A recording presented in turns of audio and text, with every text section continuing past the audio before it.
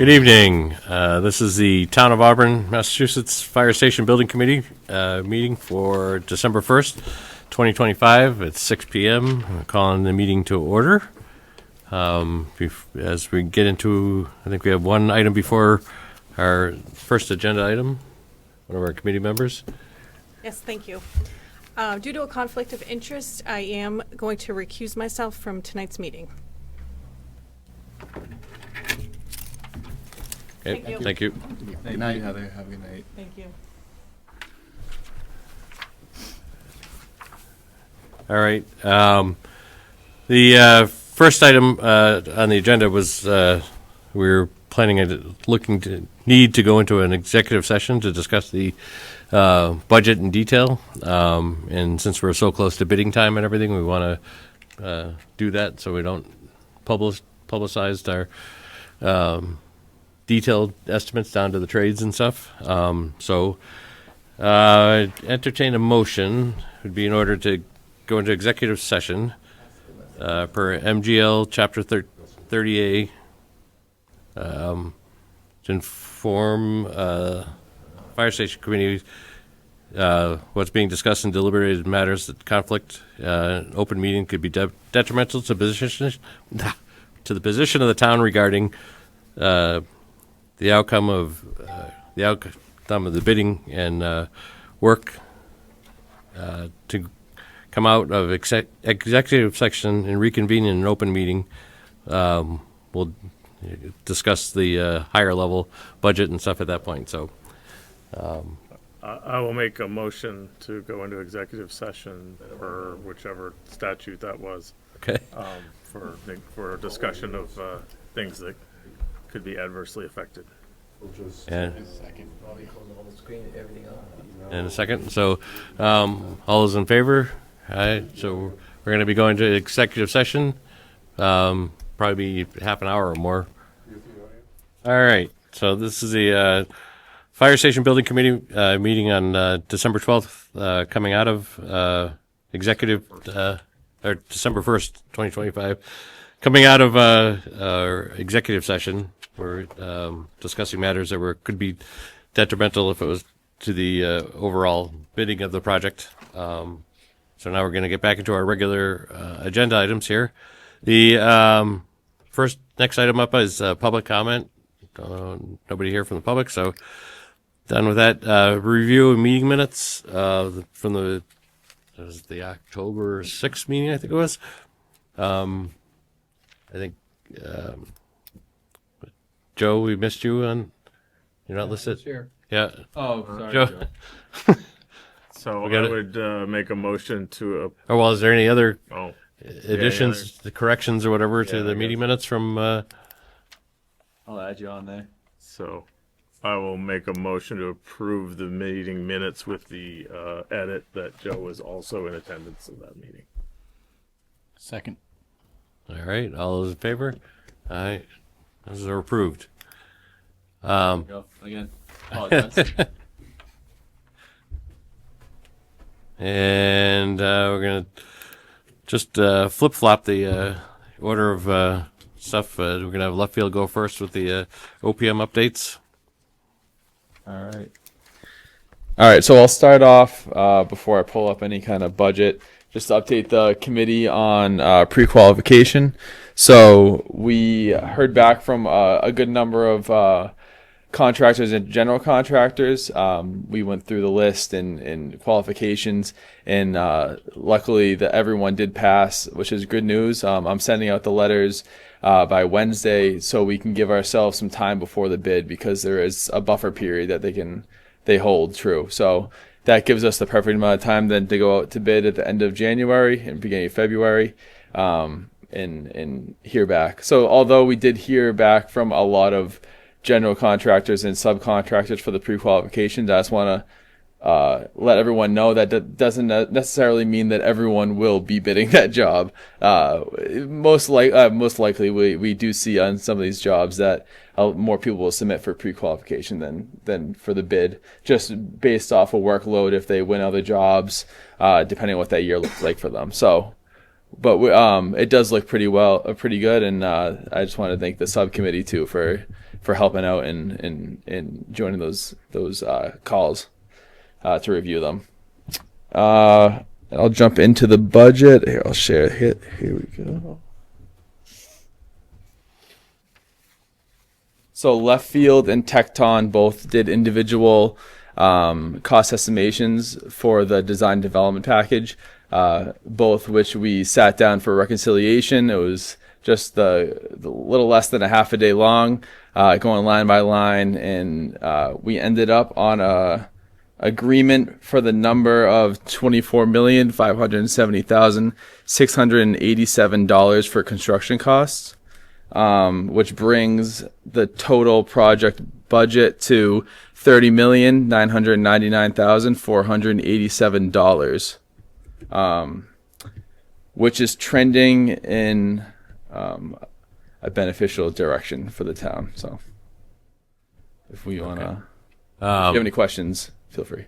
Yeah, just to note that I know the last meeting we talked about a lot of value engineering items of different facade materials and everything. Right now, your estimate at the 24 million includes all brick Correct. No. Yeah, it includes all the materials that was not discussed during the value engineering discussion. So this is full building, all material, everything, all the bells and whistles.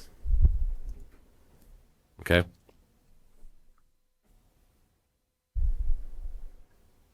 So, any other Questions? All right. Do we want to? We can go through the presentation with the design and stuff first, if we want, before we decide on. Yeah. Going after the budget. Okay.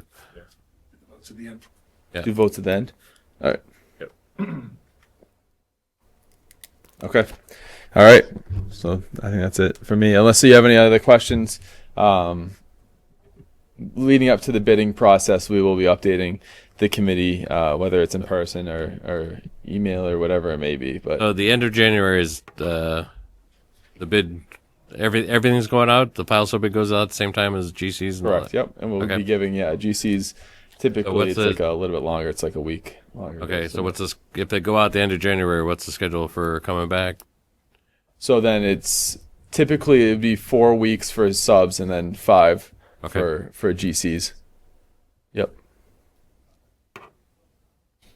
Okay, And great. then, so that would be mid-February. We have to open Meet the and bid. then we'll present all the information. March. I'm sorry. Yeah. No. Oh, right, because end of Yeah. January. Oh yeah. I'm sorry. Yeah. March. He's right. Mid-March. Yep. Okay. Yeah. That's right. Yep. Yeah. We'll bring that package in front of the committee for approval and review. Okay, great. Any else for left field? Oh, I just want to applaud the Sean and his group over for working hard over on site, which I'm sure the town has seen. So thanks, Sean. All right.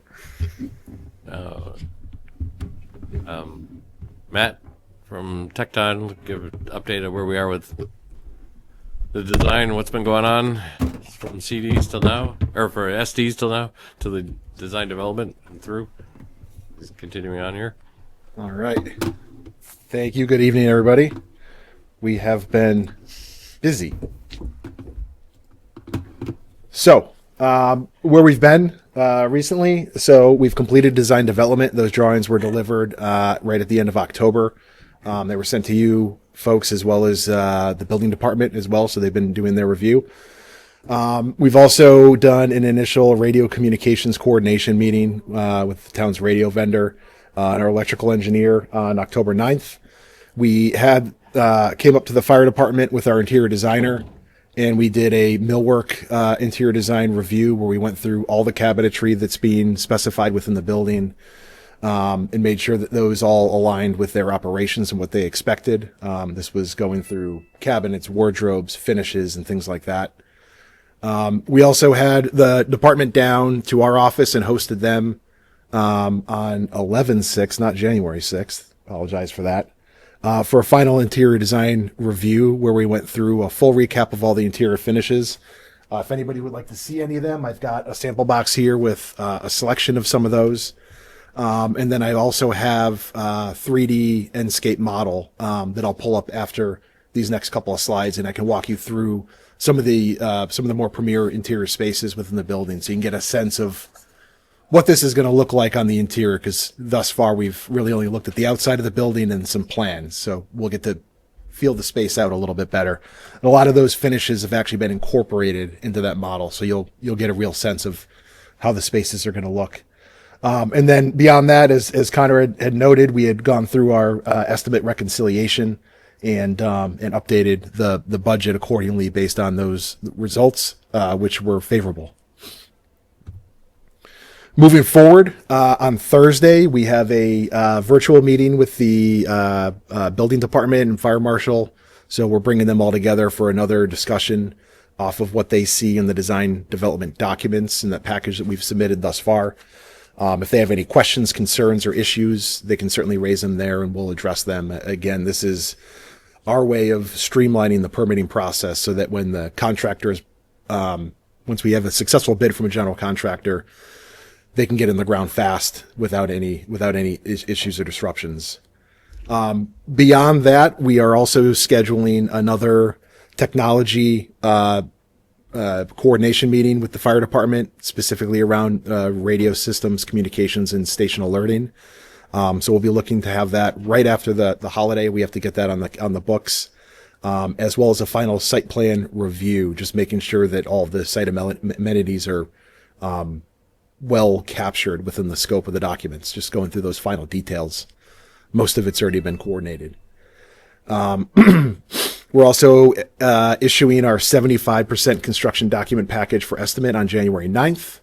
And we're also planning on issuing the 100% construction document package to the bidders on January 30th, fitting nicely into that schedule that Connor just outlined for the bidding schedule.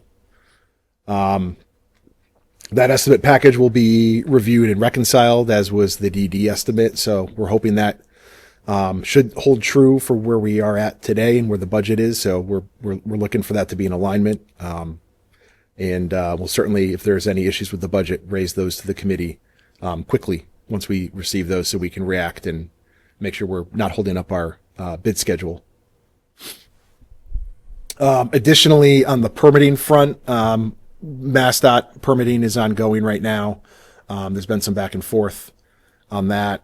Our work with the electrical utilities is ongoing and is well underway. So we're confident and comfortable with the progress we've made on that front. And we also appeared before the planning board as well as the conservation commission a couple of weeks ago. We are not anticipating being on their schedule for December. There was some delay in getting peer reviewer through the town on board to review those documents and provide comments to us. If we don't receive comments back within the next day or two, we won't be able to make the schedule to address any of those if there's anything that requires revisions for December, because the next hearing is, I think, December 12th. In which case there's 2 meetings on the calendar in January, and we would plan on being at both of those in order to close those hearings and get orders and conditions sorted ahead of the bid, so any changes can be incorporated into the construction documents. So the schedule is tightening up on the permitting front, but we're still confident and comfortable with the time that we have left in order to achieve those approvals. I think the comments that we've received thus far have been favorable and minimal. And just to add on top of kind of what Matt's talking about, we did, myself, Mark, and Chief and Glenn went in front of the select board last month, I think it was. Yeah, a few weeks ago, which it was received real well over there. So just to update the committee on that. So I can give you a quick overview of the interior design. So I'm going to switch over to this live model. And like I said, I do have some of the finishes here. So I can pull some of these out. We can talk about them if there's anything in particular anybody wants to look at.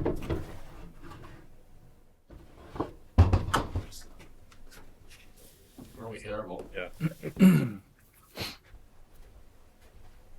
Thanks. Yep. So we develop our construction documents in a Revit model. So it's a 3D live linked cloud connected model between us and all of our consulting disciplines. That actually coordinates well with this program that allows us to have a sort of live 3D photorealistic understanding of the space. And we've actually then brought the finishes into it through this model. Now, this was a few weeks ago. The model has developed since then when we developed this. So this is a snapshot in time. So there's some things in here that you'll see. There's sort of artifacts of further development that goes on as we develop the bid package. For example, this is the entry vestibule when you first come into the public entry of the fire station.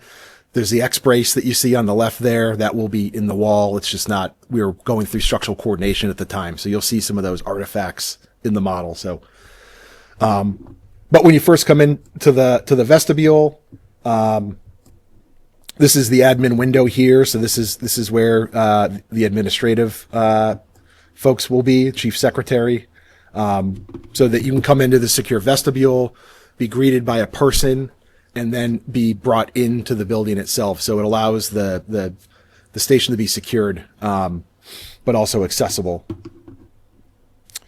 When you first come into the lobby, so training room is on your left. This is a 2-story height atrium space when you first come in. To the right, there's a built-in display case and bench, a little waiting area. So there's 3 display cases here for department historical artifacts. When you first come in and look up, anybody who's familiar with Town Hall outside of the big meeting room, there's that big antique fire extinguisher. We're proposing actually bringing that into the fire station, hanging it from the ceiling. So it'll be hanging over your head as you first come in.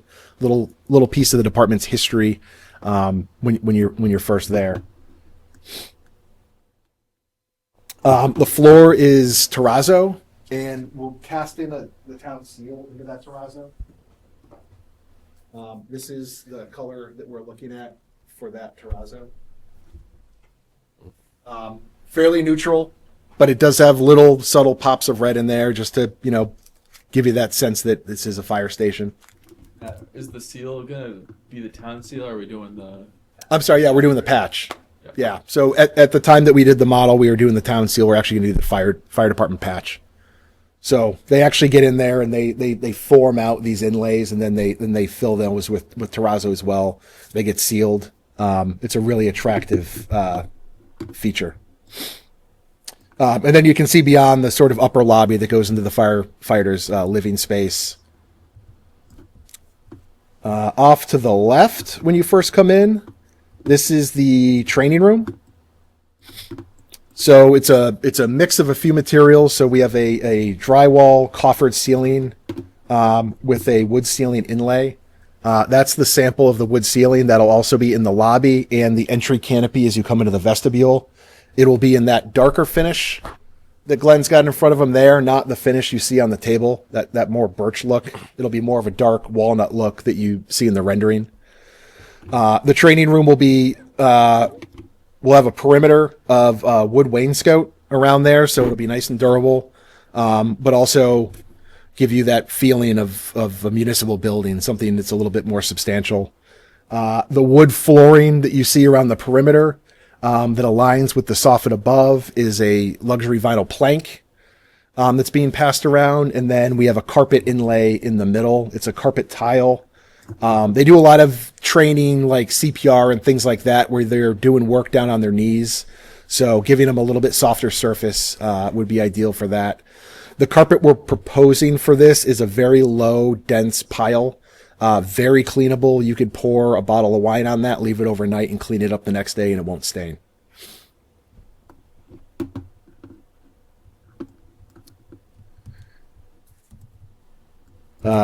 So heading around, we've got our kitchenette off to the right over here. Through the door. So then we've got our EOC conference room over here. We initially were rendering this with quite a bit of wall covering on the walls. We've pulled that back since we looked at this. It was a little much. But that's the EOC conference room. And then next to that is the staff side entry. So this is the gym. So we've got a mirrored wall over here at one of the weight stations, our overhead door so that we can bring some exercise equipment outside on a nice day. This is going to utilize fitness flooring. It's an athletic fitness flooring. I got Glenn on payroll, so he's our interior designer for the day. We're going to be doing some branding within this space. You can see the patch on the wall. We're going to put some verbiage on the walls and things like that, some things of inspiration. And then we also talked about doing, as a wall protection in here, a dark diamond plate. So instead of the diamond plate you see on the fire trucks that's stainless steel, one that's finished in black, doesn't show the dings and scrapes and things like that as easily, and is a nice durable material. Are these tiles? They are tiles. Yep. How big are the tiles again? I think they're either 2x2 or 4x4. Yeah. I was just thinking for replacement eventually. Yep.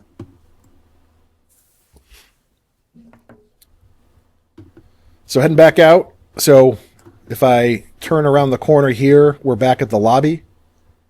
Again, you can see the antique hanging from the ceiling in that 2-story height space. Head up the stairs. The stairs are a matching terrazzo to the floor. They basically precast stair treads out of the terrazzo material. So it's very cost-effective, durable, slip-resistant, easily cleanable. So this is the upper landing. There's a small seating area out here, and then we can look back down in the lobby. We've got some high windows to the roof where the future vertical addition is planned. So we've got some high windows up there, bring some natural light down into the day room, some of those deeper spaces. We are exposing the structural steel in here, and then infilling it with that wood ceiling material. And you can see it's got a felt backer to it, so it has acoustic properties, so it doesn't create an echoey space. It's a Class A fire rated material. It's a wonderful product. From here, we can then enter the firefighters' living quarters. First with the day room.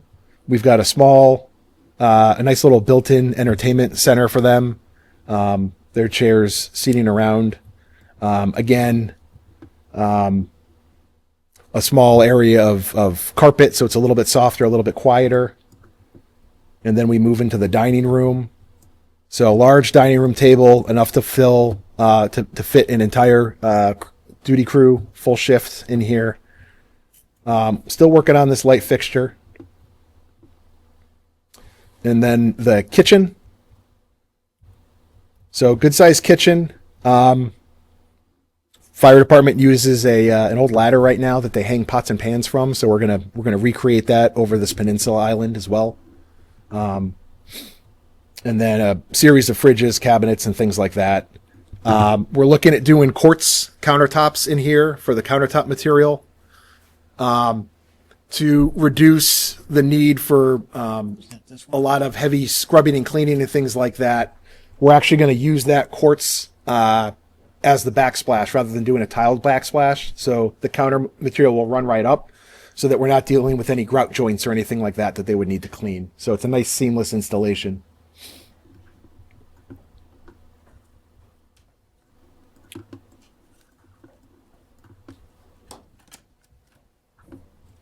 Oh, we didn't go through and render every space, so I won't go through every space. But I will take you downstairs to the fire pole, into the apparatus bays. So this is the main apparatus bay. Basically using a two-tone pattern of two different gray epoxies, and then outlining those with and defining our drive aisles and walking pathways essentially with this red stripe. Open structure. We'll be painting the structure and the deck out with dry fall paint. And then we've got our mezzanine and workrooms beyond there. And then on the other side of this is our mechanics bay. And a number of things that go along with that. One thing that we're doing to create as much ceiling height as we can over the trucks, and what you don't see in this model, we've changed the structural system up slightly since we ran this.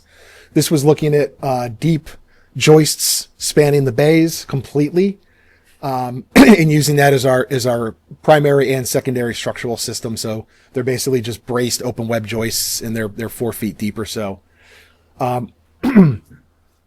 To create a little bit more of an economical structural system, and to also improve our roof drainage system, we were running into a lot of conflicts. This is a simple way to go about it because we're setting one steel height, but it adds a lot of complications to the way that we're draining our roof structure, especially with these long spans. So because of this, we need to crown the roof and slope it on the short way, in the short direction, and then have our downspouts basically run between the bay doors. There's a lot of stuff that happens in that zone. So structurally, it becomes a real big conflict because our primary point of structuring between the doors is to have a column here. That then needs to correspond with the parapet wall above that, and all those things sort of tie together. So what you end up having in with this structural system in this arrangement is a conflict between structural steel and your drainage, because you're going to puncture through that parapet wall, scupper to a downspout, and then drain it on the outside of the building. It also puts a lot of downspouts between the doors. These guys drive great. They're going to hit them at some point. So we wanted to take that drainage system away from the apparatus bay doors. We wanted to get rid of the structural conflicts with the drainage system. And so what we've done is we've actually revised this, and this is one of our value engineering ways to simplify the design, is slope the entire structure a long way, this way, and drain the entire roof to the north, and then drain it down out on that side. So it's reducing the amount of points we're penetrating the parapet. It's keeping our drainage sort of isolated to a single point within the building, and it gets it away from the drive aisle so that it's not going to be as easily hit by the trucks. So what we ended up doing is we have larger girders than these running between the bays, and then a secondary structure between that to support the roof. Each one of these will slightly step down between the doors, and will slope the entire roof structure that way. It's a really economical way to do a large apparatus bay like this, and sort of ties the structure and the stormwater and the roof system all together in a pretty simple way.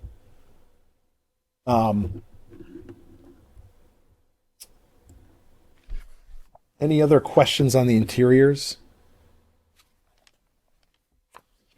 On the roof there, sloping it slightly to the north means solar would probably have to then be... It's a very subtle pitch. So we're talking, I think it's a 1/4 inch per foot or 1/2 inch per foot or something like that. And those, like, even if you just do a ballasted solar array, those you can normally get at a 5, 6, 7 degree pitch. So it wouldn't take this out of that equation. It wouldn't reduce the efficacy of a solar installation on that roof. Or increase the complexity, I guess. Drain to subsurface drainage or just out to grade? No, it'll drain into the stormwater Okay. infrastructure. Yep. Matt, do you know offhand what does that do to the inside ceiling height? Like from one end to the other? Do we know that number? So what we're trying to get for you to work on a fire truck is a 19-foot floor clear overhead. That typically will give you enough room to tip the cab in an aerial. We'll be at between the apparatus bay doors. We're going to be like, I think in our worst case at 17'6", but then between the bays we'll be well over 20 feet clear. So you'll have a moment centered on this pilaster where it'll be lower than that 19-foot floor, but the entire area that the truck is going to occupy is going to be well above that height. Gotcha. If you go to Natick and you go to fire station number 4 there, this is the concept we utilize for that. It's a good one to go see. It gives you a lot of economy in the structure and a lot more, actually more headroom than you typically would have, than you would have here. So it's a better use of the volume.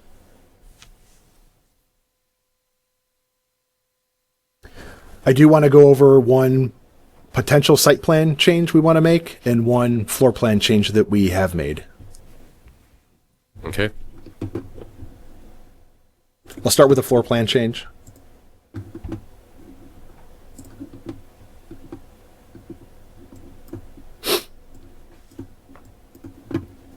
So this is in the administrative wing. I'm getting used to new windows. Forgive me for that pop-up. It keeps coming. So main lobby, admin, training officer, fire prevention, chief's office. So in the admin wing. The last time we showed you the plan, the conference room, the admin wing conference room was tucked up here in the corner. And the IT room was down here in the corner. We had a couple of bathrooms along this corridor here. On the second floor, before we went through the value engineering exercise and we sucked the building in, we used to have four bathroom shower rooms out here, and then another corridor, and then the bunk rooms were pushed out to the east. One of the ways we reduced the building is got rid of that second corridor that went through here and sucked that whole elevation in. And in doing so, we pushed the shower rooms over here up against the kitchen and the dining room. The problem we ran into is that put the plumbing stack right over the center of the IT room. We worked really hard at trying to coordinate the plumbing so that it would all go around the IT room and avoid that, but we couldn't do it. So we wanted to look at another location for the IT room. Any plumbing fixtures above, I mean, we're putting a chemical fire suppression system in there so that we don't have wet sprinklers in the room. So it didn't make sense to have plumbing up above it. So we basically swapped the conference room and the IT room and then moved the toilet rooms to the corridor. The other advantage to this is instead of the conference room being sort of landlocked and down a corridor, it's sort of on the main core here so that we could get some windows, some glass in there, get some borrowed natural light through some transoms from the offices and things like that. So it improves the quality of that space as well. And then further moves the IT room more centrally located within the building. So it's a slightly better economy of scale on some of that infrastructure that we'll be running there.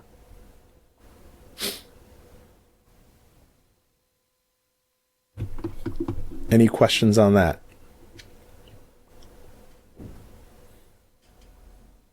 This has no impact on the budget, other than I think it probably would further improve it because our plumbing stack upstairs would now align with the chase down here, so we'd have a little bit of economy in some of the plumbing rough-in work.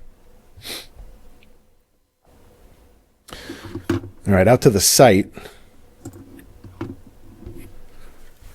Fire department asked if it's possible for us to look at increasing the staff parking capacity and adding in a parking canopy over a portion of it.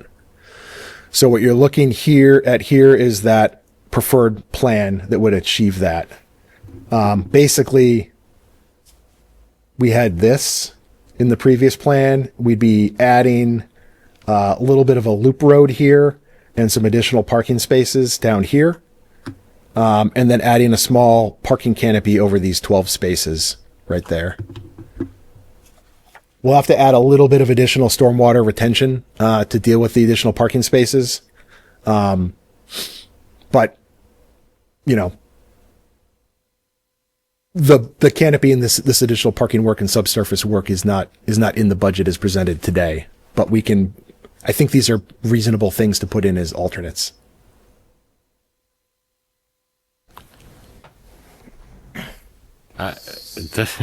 My first reaction to it is you're taking up space of future building pad by doing this, and so I don't know that we were trying to keep as much free space as we could.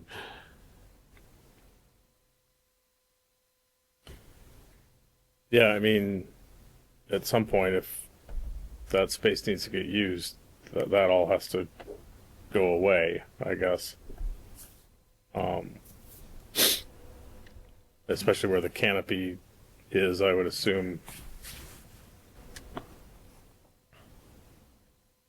But the canopy's not a very durable structure. I mean, it's just No, I mean, yeah, you can certainly knock it down with a fire truck, but Oh, now, the new parking is the bottom section and then the back side of the canopy, because that's where the staff parking always was, where the canopy is. Right. we kind It's of drew a line off the, this. yeah.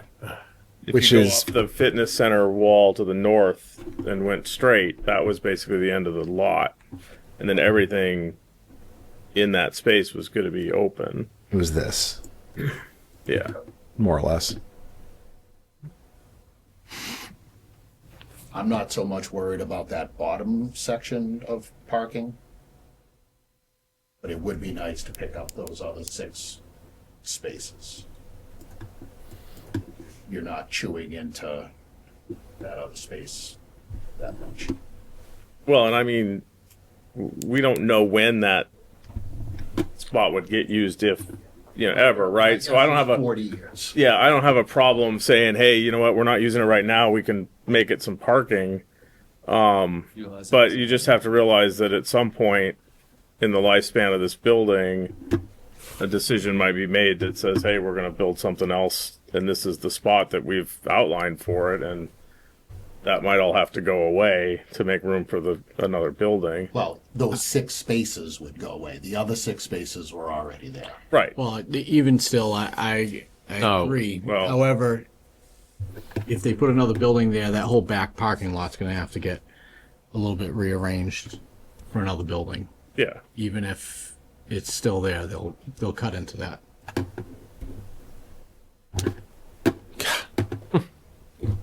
Sorry about Avoid that. the bottom left corner. I know. But, yeah, I mean, it's not a huge issue. It's just a little counter to kind of what we had sketched out. So as long as we're clear that since it's not being used now, we're going to use it for parking versus, hey, this is an important part of the building plan. Like yeah, I mean, we don't have to re-engineer all the parking just because we might put a building there in 30 years. But We'll be repaving this lot before we put a Yeah. building there. yeah, I think it's important to realize that, like, we've talked about the hypothetical building, or the prospect of another building down the road. It's a lot more cost effective to do this now and try to plan for, whatever, some additional parking than it would be to try to bite this off, at another time. right. Yeah, that's fine. And really, we're just talking about removing pavement. There's no physical structure that canopy, if we had to relocate it, I'm sure we could. But again, that would be, that's a whole nother project.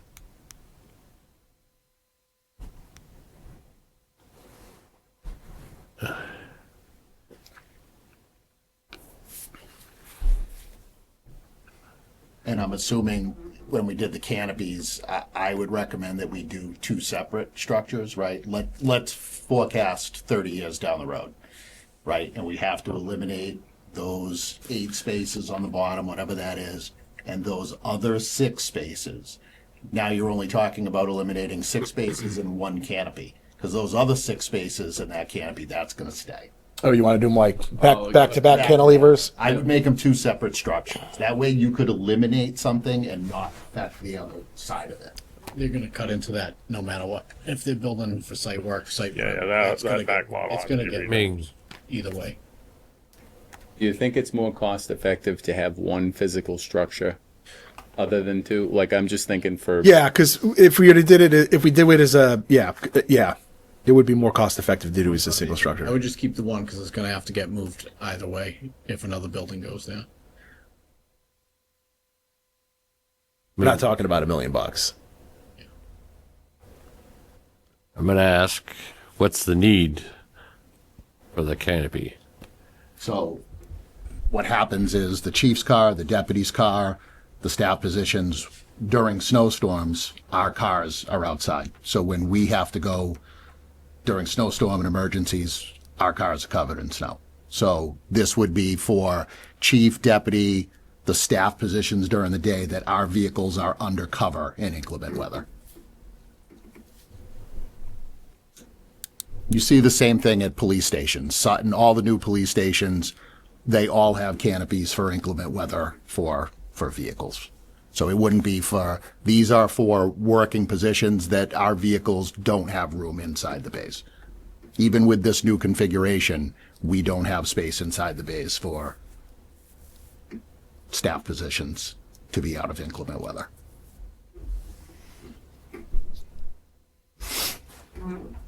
So why can't the canopy be over the current spaces that are on the backside, or some of the current spaces in the backside? That were out there anyway, So that's just north of there. that's employee parking to the north. Yeah, so it's town vehicles that you're looking trying to- at under the canopy, right? That's, Right, and it's adjacent to the staff entrance. The Trying to staff keep it closer entrance to the is, entrance. yeah. Which is what, there's a chief, deputy chief pickup, there's a pickup. What do you guys have about, yeah, there's 4 to 5 staff positions that are on during the day. They work Monday through Friday. yeah, that have fire provided vehicles?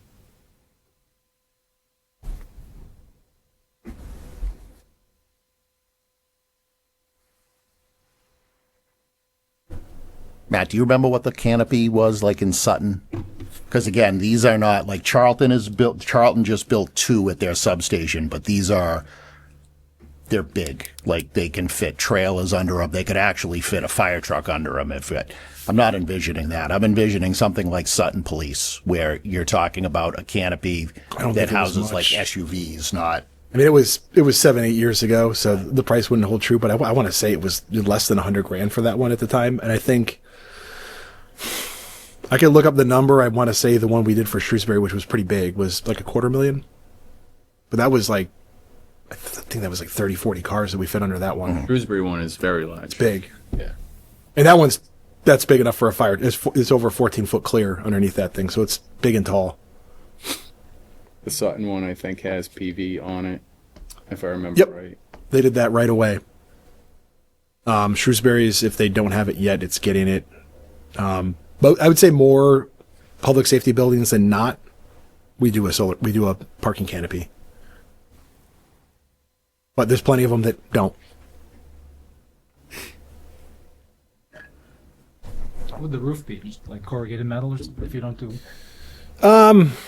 We could do it a number of different ways. If we're looking to get some protection, then we would put a roof, proper roof on it. We could do just solar panels, but if you do just solar, they have gaps, so stuff does get through. But yeah, probably just a metal deck, a piece of cover board, and then a sheet of EPDM or PVC or whatever. Keep it really simple. Could you do it like the corrugated that's on the building? Like that look? Yeah. So that when you look up, that's what you would see. It would have a finished roof on top of it, because we're still going to want to deal with and manage drainage and things like that. Are you bring electric out to it? Yep. Yeah, so in the columns will run up power so you can vacuum cars and things like that. Oh, nice. We're already running power to it to power lights, so it just makes sense. You've got power at most of your site light fixtures too out there on site, so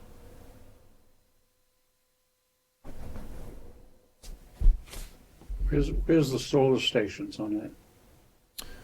the EV. EV stations. Sure, I can show you a plan. And this is from DD, so it's not perfectly accurate, but we've got EV stations kind of all over the place. I'm just wondering if you need an EV station under that overhang. We can put it under the overhang, certainly. These are all. That's just prepped for EV. not These are all. necessarily- Yeah, these are all prepped for EV. There's your ADA space. So 20% of the spaces need to be designated EV ready, which basically means a pedestal, like a box with the wiring included in the circuitry already connected, and then you just come in and plop the unit on. Can you zoom into the front entrance? That one you have the slide up. See that 5-foot sidewalk right there in between the van space? Yeah, right there. Right here. Can that be moved to the left so it aligns with the building to make it more of a formal entrance? Yeah, like Oh yeah, yeah. We're the planter edge over. yeah. I know that's good. That's a good pickup. Definitely. Now, was that 6-inch curb that runs around that plaza? Yeah. Yep. Okay. Yeah, no, that's a good catch.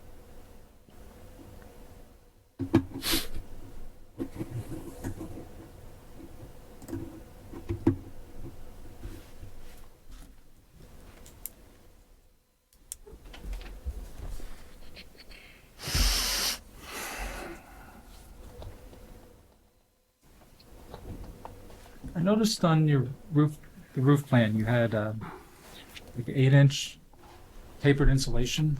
Would it be better to pitch the steel and just have not so much insulation? Where we it is more economical to do so. We have two locations where we're doing that, if I recall correctly. We have a small central roof sort of up high over, just go to the roof plan.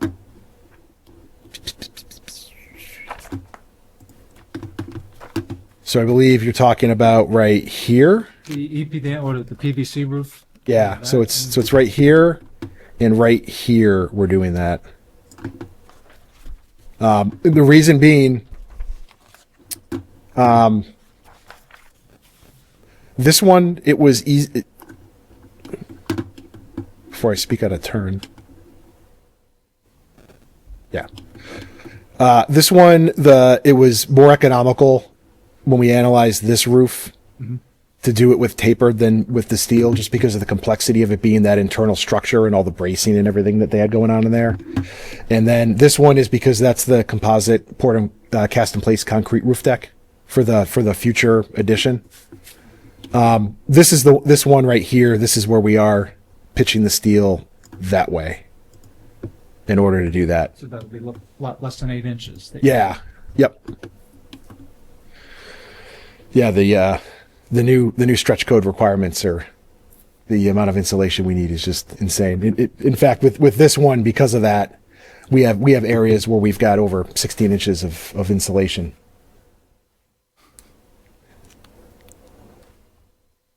And we're just barely getting by too with that. And 6 inches of insulation in the wall outside of the structure, continuous. And then one other thing, getting back to the apparatus bay area. Mm-hmm. So this would be like 20-foot clear. The sectional doors, those are 14 feet. track. Can they go up like a vertical lift so they get as high as they can? Yeah, they'll be on straight across. Yep. Yeah, they'll be on high lift tracks. We for a door that size, we have to do that anyway, or they'll bind. So we kind of need to ease them into that horizontal position. Fortunately, we already got the how-to from the fire department's overhead door rep. Already told the department all the things to watch out for. They're kind of a pain at that size.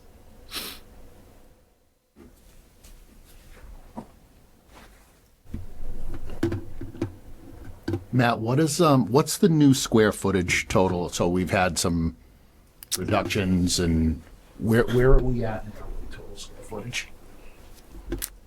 Do you have a paper copy of the full estimate, Connor? Not with me, no. Not with you.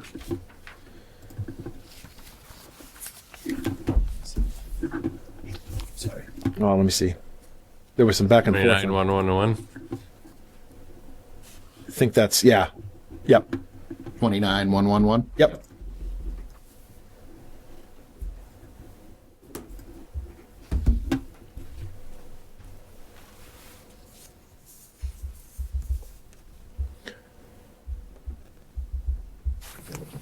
So we've seen an overall reduction, just put it out there, we've seen an overall reduction of 6,889 square feet since we started this.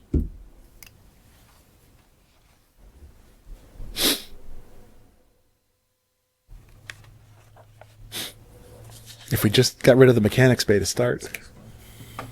Huh? It was 6. It's bigger than the station 8. Hang on one second. Yeah. At 30s. We started at 30s. The fans in the app, you're still having those? Yep. Would be in line the with the reduction. doors in the higher volume? Yeah, there's a series of those. Is that the big ass fans, so 16 foot or? Not 16 feet. We're doing 4-foot radiuses, I think. So they're eight. I think we're going back and forth on that today, actually, in a coordination call. I think we're going to go down to 4 foot. But yes, the big ass fans. They really help. They do. So I guess to move the meeting along, what would you guys like to do with the new site plan? I mean, you're talking. You just said you need what 3 or 4 vehicles on a shift, but we're adding 12 spaces covered plus another 10 on space there that should be. I mean, so it appears that you're just taking over the entire site versus, oh yeah, future building can come in and take over the spaces, but that's not what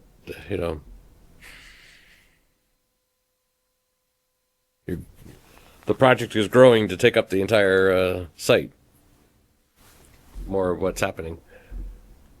I mean, do we need those extra spaces to the south of that? So the plan with the south would be we have trailers, different size trailers, and the plan would be to put the trailers there.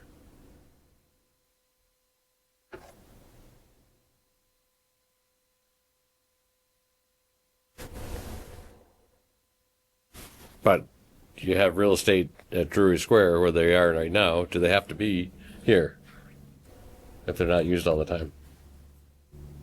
Right now, half of them are out at the West Street station, and then the other half are at the Auburn Street station.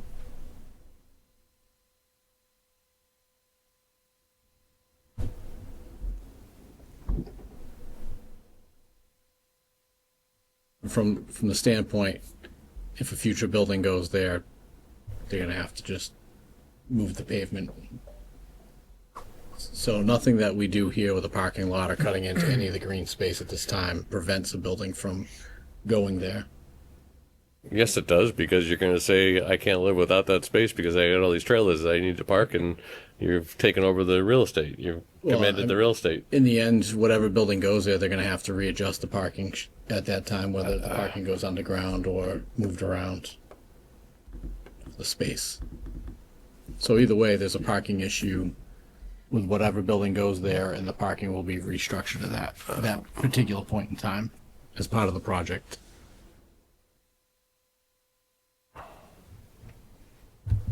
So I guess our question is whether or not you want to put it in as an add alternate down the road, just even as an option, or not as an option. And one of the reasons I think we're pushing this to see is this has to be put in front of planning the next time we go before planning and conservation to make sure that they're all set with it if we do end up potentially doing this option.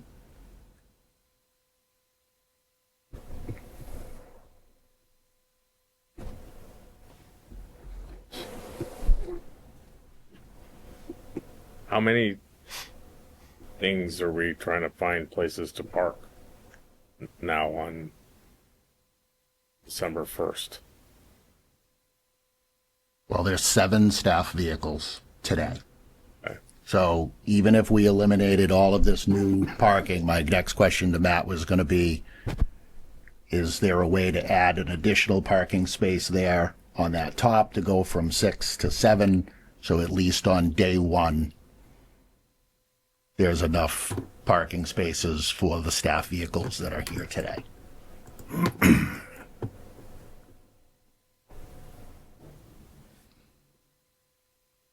You can't do. So the north block doesn't change in this, right? Right, the north There's block was 11 always- spaces along that side right now. In that plan. Matt, the plan that you just had up with the new, right. Right, but there's 6 on the north, 6 on the south. Am I not counting that correct? Yeah, and then But in the old plan, there And was the- 11. You had across 11 that. straight across on that, So you've added one plus all those extra down at the. and then Bottom. and you took up space because you have to have circulation movement around it.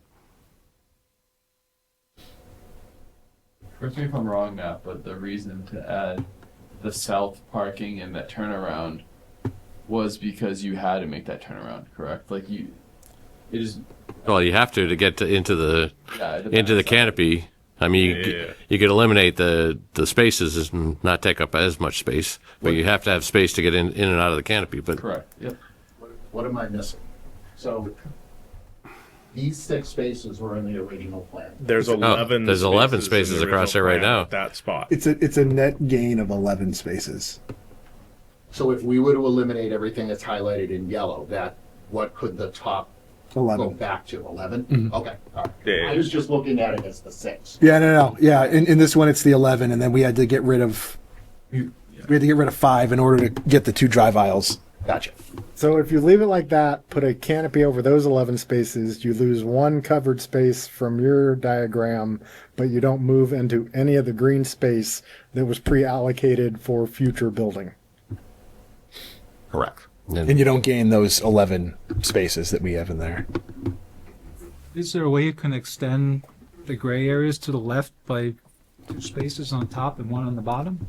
No, because we down here, because we're dealing with the existing wetland buffer and all that, we have to match those existing grades. We're making up grade right here, and it's on the steep side for what would constitute a parking space.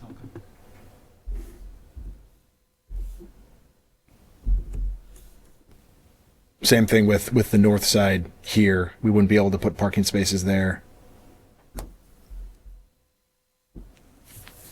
Well, and I think when we looked at this, we talked about potentially parking some trailers back there. And if you look at this setup, if you have a truck and a trailer and you're trying to back it into, say, those south spots with all employees parked on the north spots, that's going to be difficult.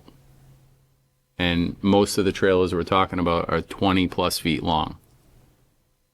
I see what you're saying about we lost 1 spot. That makes sense. I like the idea of that lower section more than I, can see the value in doing the 6-on-6 stacked. I like the lower part for kind of sweeping around and easeability. I know with the police station, they've struggled with parking for 20 years. They've added. well, that's because the just police would hate station, to be- the police force have also probably tripled in size since the station was built too. So, I would hate to have to go out for more money down the road to say this setup is, it doesn't make sense for us operationally, and we could have done it as part of this project. Can you zoom that out just one? Yeah. Hypothetically, if instead of going all along Route 20 with the public lot, if it wrapped the training center and you left those last 2 blobs of parking there as potential future building space, does that change anything? I don't know. I don't recall what I don't recall off the top of my head what the building setbacks are there. I think you need that whole space for the future building. It was already tight to begin with when we looked at it. Yeah, Because we extended the we looked at something like footprint was like this. yeah. Yeah, because we extended the public lot, 1, because of the training center, but 2, assuming a future building went in, that would just become part of the public parking for a future building. I'm just wondering if rearranging that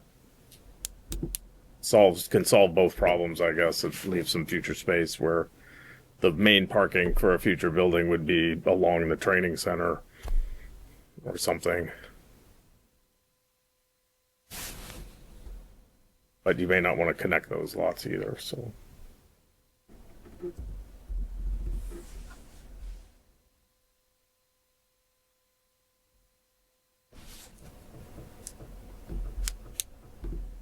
I just feel like we're using up so much space for that turnaround.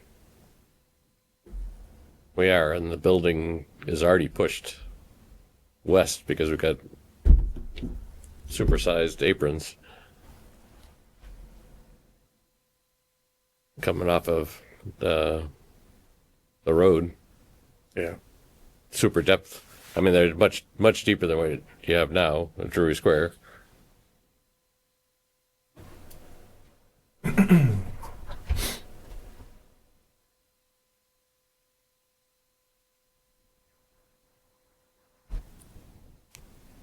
Even if we took space off the apron and made it shorter, what is Well, that really gaining us? It's not that much deeper anyways. It's 20 feet maybe.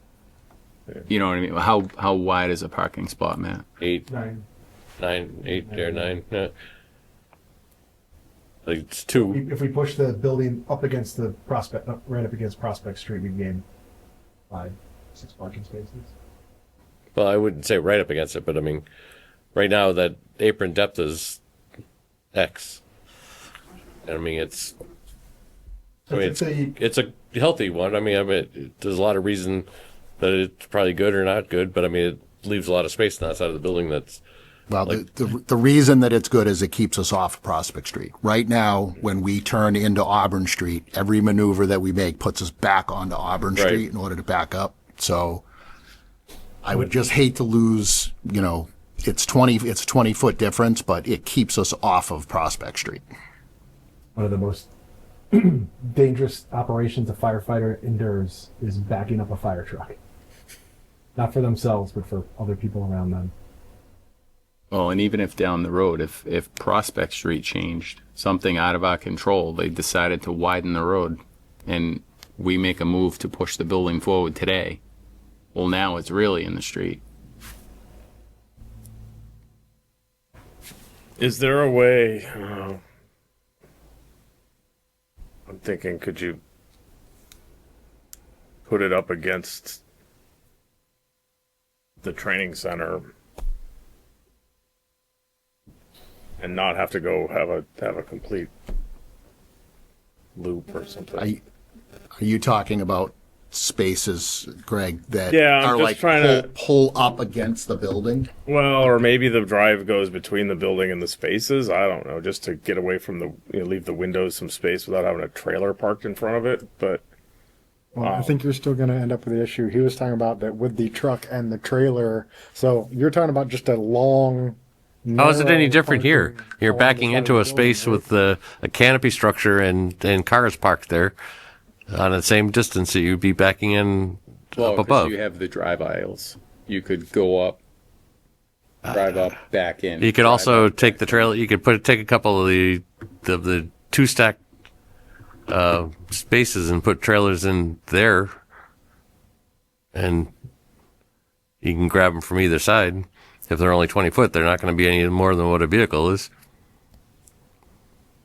No, they're over 20 feet, and that's employee parking to the north. Those would be deeper spaces on the south end, those 10 spaces? No, I was just saying it would be easier to swing around if you had a trailer on, and that then For you the could first back in. space, yeah, because you can go up in the driveway and pull back to it. But the middle spaces are just the same as any other space. Yeah, I mean you could use probably 4 of those pretty easy by pulling up.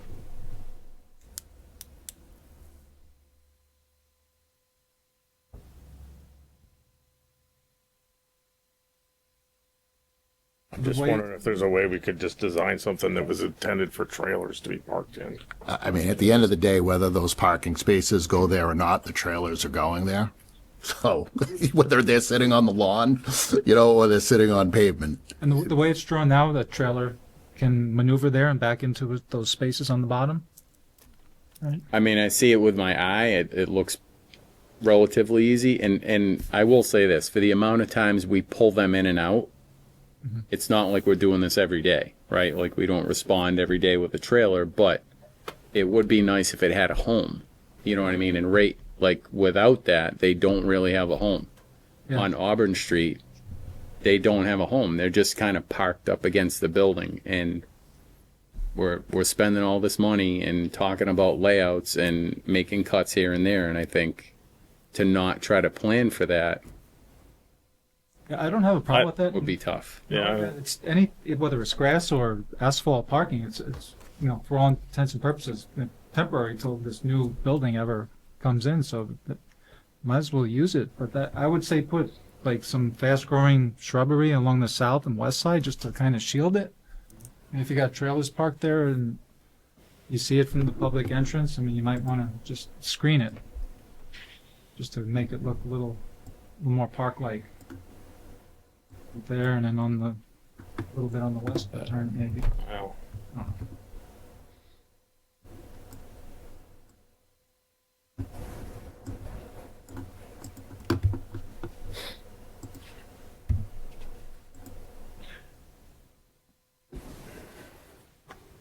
And then you still have some usable space, that L shape around it, just for open space.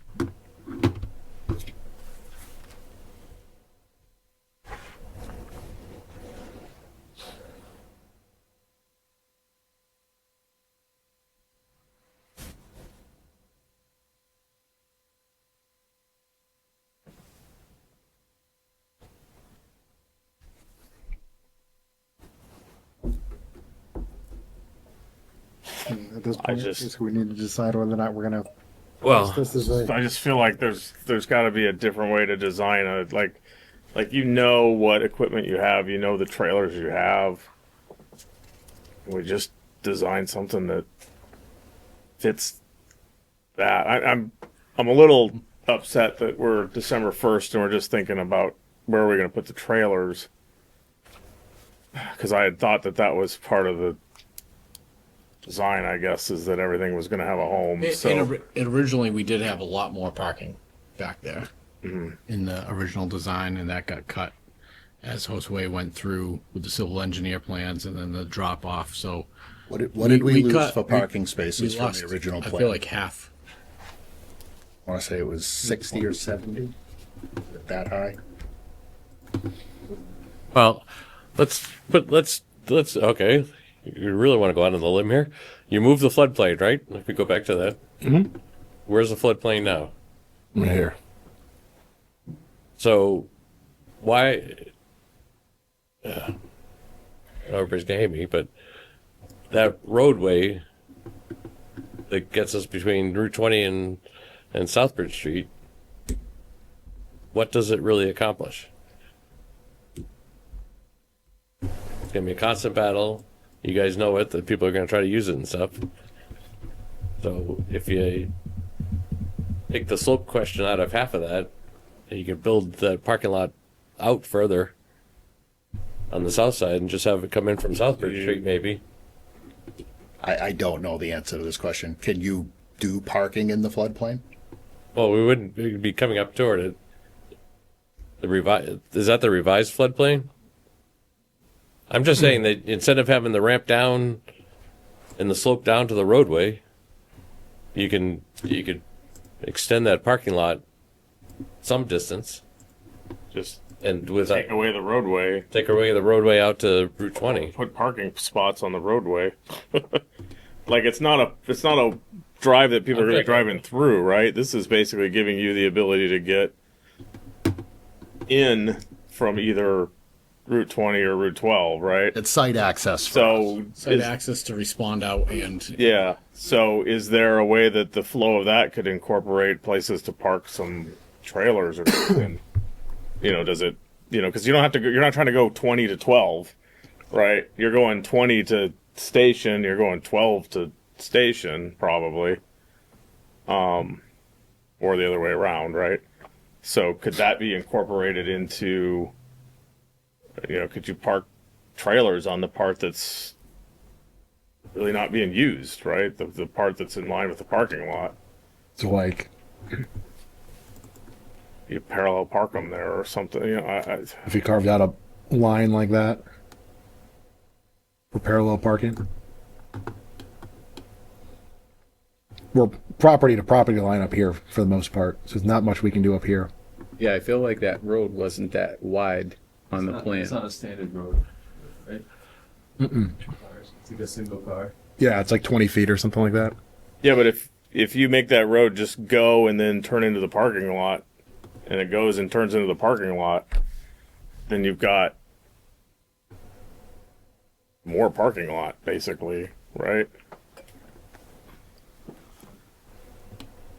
What are the requirements on that I know what you're saying. island right there, Matt? Because you're not going to drive through. Can that be You're not- relocated somewhere else? You Like just turn it to into extend the parking driveways, that way? right? That's all your storm drainage for the lot. Yeah. Pick it- Is there it's space there that we could put? Yeah, you're saying the in-between. Yeah. Yeah. I see what you're saying. Yeah. I like that. Okay. What's the in between? So basically, the access road from Route 12 would come. You would enter from Route 12. You come down, and then you immediately turn left there, and then from Route 20, you'd come in from Route 20 or go out either way. Let's say you come in Route 20, you turn right. That in between where you didn't turn, like in between there, the straight right there. Yep. You use that to park because you're not really going to be driving between. Okay. Which I'm not going to change my plan. That's just that's an agreement between you folks, right? Yeah, yeah. Yep. We'll still, this will still just be paved through as it is, Yeah. but it's you guys using the space that way. It won't be designated as such. Right. Is what you're saying. Could paint And then it, then I don't though. have to change my plan at all. Yeah, I mean, Yeah. you could Well, just if we put a trailer there, you'd just pull in and say, "Well, I can't go any further." can't go any further with the trailer. But I mean, you could block it off, right, with a line or a bollard or Kind of anything, eliminate. right? I mean, it eliminates what another eliminates the concern that we've kind of had is It's a cut that through. cut through. Exactly. And how you manage that? It's like I mean, you've been talking about gates and doing everything, but you can't do gates and you can't. But They'll do it once. They'll pull in and realize that they're in the parking lot, and then they won't do it again. yeah. I like All right. that. So this all goes away then. We go back to this. So that goes back to the 11 spaces up there. Yep. Okay. So now are we doing Now, a, if we now want we to do, canopy something in those 11 spaces, Right. So my suggestion would be That's- that we look as an adult to canopy those 11 spaces. or it becomes 10. And I think you if I can't- remember right, Matt, when we talked about it, didn't you say we'd lose a space? For the depends how we do the structure. Yeah, it might be like that, but if it's yeah,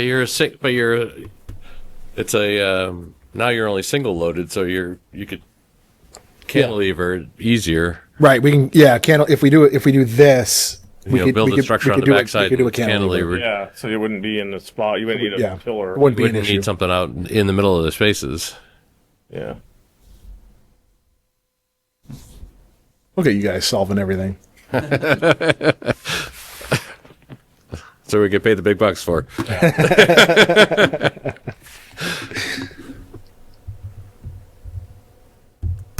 Boom. All right. And everything else. Told you it was gonna be long though. Any other questions? All right, so that canopy would be as a add alt on the Yep. on the construction documents and the bids. So depending on where the numbers come in and everything else and how much that comes in at, Yeah.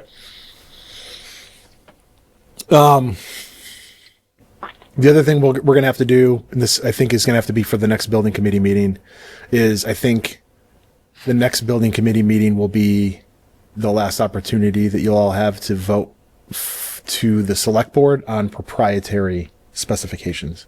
oof, yeah. So we've got a few of them. I will have a list prepared and send it to you ahead of time. We'll go back and forth on language and all that stuff, and then you guys got to vote on it, and the select board has got to vote on it before the bid. So that Like that has to happen this month. I was going to say, is that possible for you to get it to us this month? Because we have to vote and then we have to get on the agenda for the select. Yep. I mean, we're meeting usually opposite weeks of them. You just do it. So They're short. they're just- third and I mean they're They're the second and second and fourth. fourth. So their first meeting in January would be the 12th, Monday the 12th. Is that That'd be great. That's okay? Okay, so. Okay, so if we, As long as I could don't vote need to on be the here, that's the fifth. difference. we'd have to do it on the 5th. On the 5th. I guess that would work if we.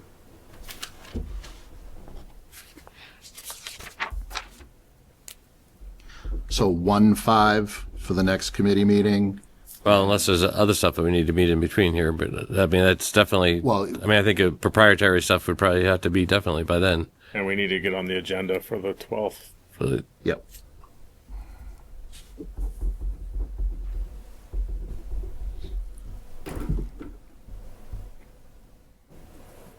Matt or Connor, what do you anticipate? You know, I know we got a holiday coming up here, but is there anything that you envision that the committee is going to need to take action on Prior to the this holiday, month? This month, no. January will be busy. It's gonna be this, and then whatever you guys need to do to approve us to submit the bid docs. So there will be 2 meetings in January. So. So when do you anticipate that you would have the proprietary list together for the committee for their review? I mean, obviously it would have to be before the 5th, but when do you anticipate that list would be wrapped up? I mean, I can put it together in the next week and a half. Okay. I mean, I think we. Yeah, just if the committee could have it for a couple of weeks I before. think we know what we need to do with it. I just need to put cover letters together. Okay. Shouldn't take long. I'll try to do it for the end of next week. Tentatively, we should probably meet the 19th too as well, I assume. Is that MLK? well, that's just, yeah, Martin Luther King Day. Oh, So we might have to Tuesday the 20th. say the 20th. Can the building come? I don't know if we met on a Tuesday. Are people available? We've done it before. Oh, we Yeah. have.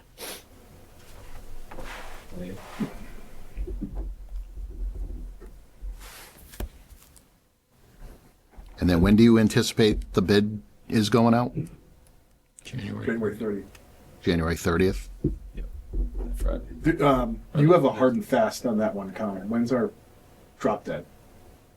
Drop dead bid date. They have, because with the Yeah, prequels, when they send the that- prequels yeah, out on that's- Wednesday, Yeah, I'll tell you in 1 second. it starts a Couple clock. weeks out. Unless you guys feel you want to hold those for a week or two.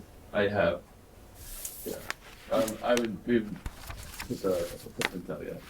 We're holding them to honor that wait. So I don't know if we want to So buy that- a whole that breathing put- room. Yeah, that puts us to February 4th. That's our drop dead. Yep. Unless you don't Well, let the notices. I'd like to. Yeah. I mean, I'd like to get up before then. I don't like waiting till the last minute for that kind of stuff. First or something. You know. Like, The longer we wait, the more we might scare off some. I mean, we're on track for January 30th. yes. Correct. It's going to be it's the committee's comfortability with the estimate kind of happening at the same time as those documents hitting the streets. Yeah, it's gonna be a lot of dominoes all at once. I think it's better that we hit the timeline than. Like, I want to get those out as fast as we can because I think the time is right to get it bid. So I guess I would be, based on the budget discussion today, I wouldn't anticipate major changes that we wouldn't find out about on the 20th. Even though final estimates aren't done, I would assume we'd have preliminary or some idea of like, oh, we found this or that would make us have to do something. I mean, at the end of the day, the final estimate that we're running it's just a gut check at that point. Hopefully, we're not adding any surprises to the estimators into the drawings. It's not like, whoa, where'd you add that other building? That wasn't in the, you know, it's refinement of the details. Where'd that canopy come from? Oh wait. Oh yeah. There'll be that. I think we're before planning on the 13th. January 13th. Yeah. So we should be receiving our final approval from planning on the 13th. So we want to meet again here, If the January 5th? January, I got the 5th and the 20th for building committee. Yeah. And so that'll be for proprietary. Yeah, proprietary. And I would say for me, so we can get the documents coordinated and specs coordinated, that would probably be the one we want to vote on the alternates, whatever they may be at that point too. And then the 20th would be bid doc approval from us. Do we have a current list of alternates? Yeah, I was going to say, do we need to meet in December to look at alternates, or?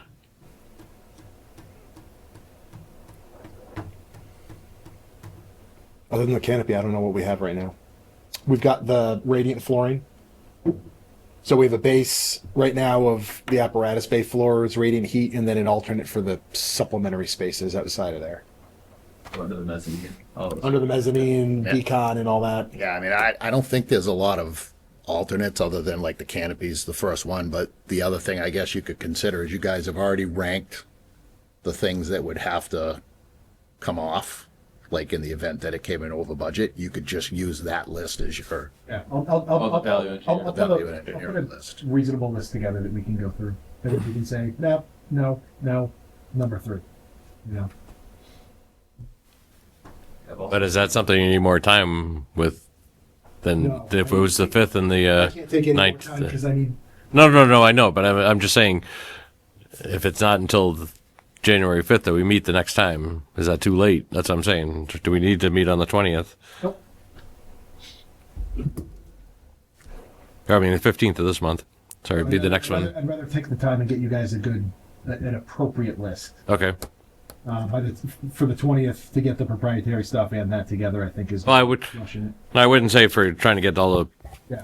both of them. I'm just saying that if you need it for the alternates or something for discussions or whatever, that would be. I mean, our time slot would be the 15th. Would be 2 weeks from today. Thinking about the agenda for the 5th, it would just be those two things. So even if we had to spend an hour going through, Well, but he's got to put documents together and plans together and everything. That he's got to be ready to go out to bid. So that's all. That's why I'm asking it. Just from. yeah, I guess that would give you 2 weeks to turn anything around that came out of the 5th for us to sign off on. I'll huddle up with my team.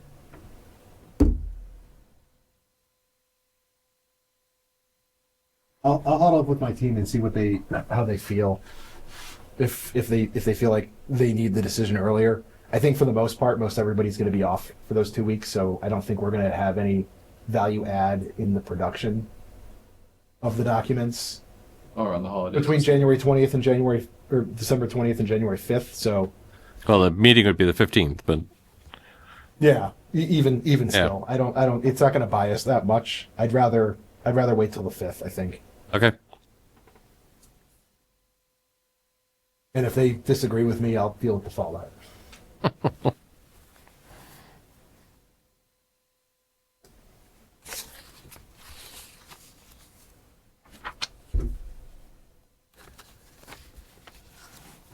All right, so I guess the next thing is now that we've had the updated presentation on where we kind of stand on both budgets and drawings and everything else, that we need, as we did with the schematic design, the approval to go forward with the design development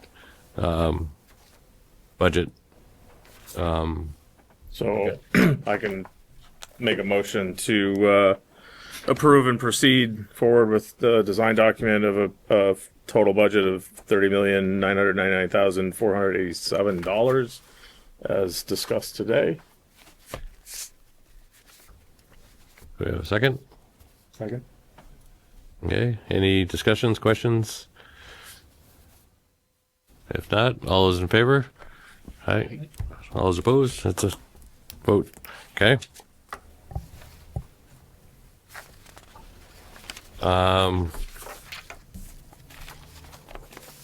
The next item is just our open committee discussion topics and stuff. I don't know, we talked about a lot already, so I don't know if there's anything else anybody needs to bring up for as we go forward. If not, we can move on to the next, which is our second public comment section, and still no public here, so I would entertain a motion to adjourn and have our next meeting on scheduled on January 5th, 2026. Motion to adjourn. All those in favor? All right, thank you very much, everybody.